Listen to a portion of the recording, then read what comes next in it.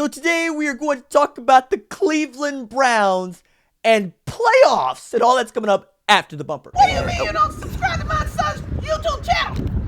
Mama, no! Just snap the damn ball, RJ. What's up, kinfolk? It's RJ Young. I am not on a step mill. Consider hitting the like and subscribe button because I upload a video every single day. So it's OU related, college football related, sports related. We have a good time. And today we are going to talk about Baker Mayfield and the Cleveland Browns. So at the beginning of the season, there were a lot of folks that didn't necessarily think that Cleveland was going to be good. And they ain't been good. They ain't been great. They ain't been average.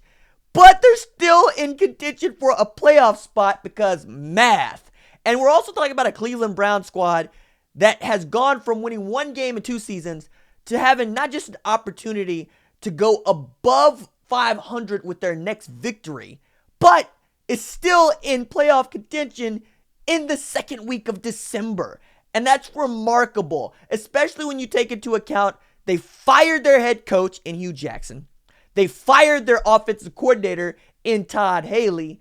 And it seems that making the resident lunatic of the coaching staff the head coach has been what everybody needed. I mean, Gregg Williams is the same guy who was putting bounties on quarterbacks' heads for his defense. And yet, that's the guy who is 4-2 as the interim head coach for the Cleveland Browns. Like, if you were the interim head coach for almost any other NFL franchise, we'd be like, yeah, this is very impressive. You are 4-2, and maybe you should be the head coach going forward. But when you do that for the Cleveland Browns, which has been a franchise that has, as they say, been much maligned because it's been absolutely trash. You also got to take that with, hey, that man is 4-2 as the head coach of the Cleveland Browns, and he ain't even had a full season as the head coach of the Cleveland Browns.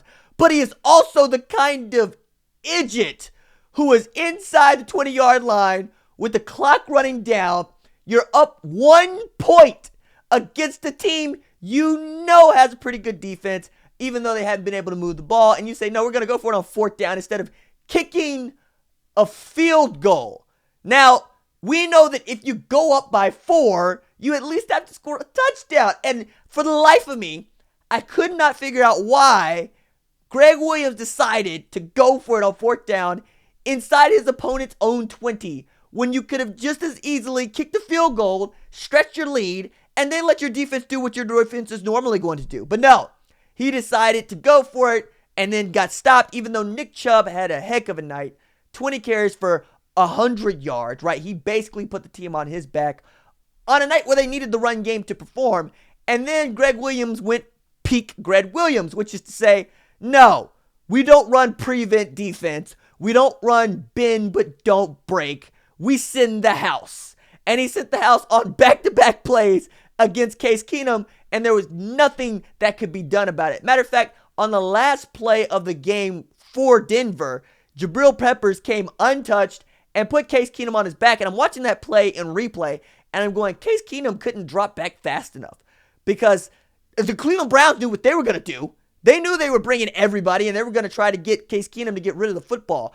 But he didn't have time to get rid of the football because Jabril Peppers is really, really fast. And take into account, you also got some outstanding play out of TJ Carey, who had an outstanding pick. And on a night where Baker Mayfield is 18-31 for about $188 with 2 TDs and an INT. Again, it's Gregg Williams' defense that showed up to play. Phillip Lindsay, I was sure, was going to go over 1,000 yards rushing in this game. Why was I sure about that? Because he had just over 940 yards rushing entering this game. And on 14 carries, the Cleveland Browns defense held him to 24 yards total. And if you know that Phillip Lindsay ain't going to get what he wants, you also know that Case Keenum ain't going to have much success in the passing game. Number one, because Case Keenum, turns out he's real Case Keenum. Second thing is, you don't have Emmanuel Sanders. They traded Demaryius Thomas. You really don't have any options at wide receiver. You're kind of, as they say, depleted at wideout. So Case Keenum is out here chunking passes to guys like Tim Patrick. And if you don't know Tim Patrick's name, that's cool, because this is a year in which wide receivers are just anonymous. Ask the New Orleans Saints how they feel about that. And to that end, nobody had ever heard of Brashad Perryman until Baker Mayfield started throwing him bombs like he did in the first half against the Denver Broncos. And now we're having for real conversations about what it would take for the Cleveland Browns to get into the playoffs with a 7-8-1 record, which seems just ridiculous. But if they can pull it off and Pittsburgh proves to be that much of the suck, by all means, get this Browns team in the playoffs and we're going to have a lot of fun. Because this Browns team in December is not the Browns team we saw in September. And I think that is really, really interesting, especially as we get into 2019 and John Dorsey continues to build the personnel around Baker Mayfield, Denzel Ward, Jabril Peppers, and Nick Chubb to go along with Jarvis Landry. Maybe you get somebody else to help you out there. I don't know that Antonio Callaway is the answer. Maybe it's Brashad Perriman. We don't really know.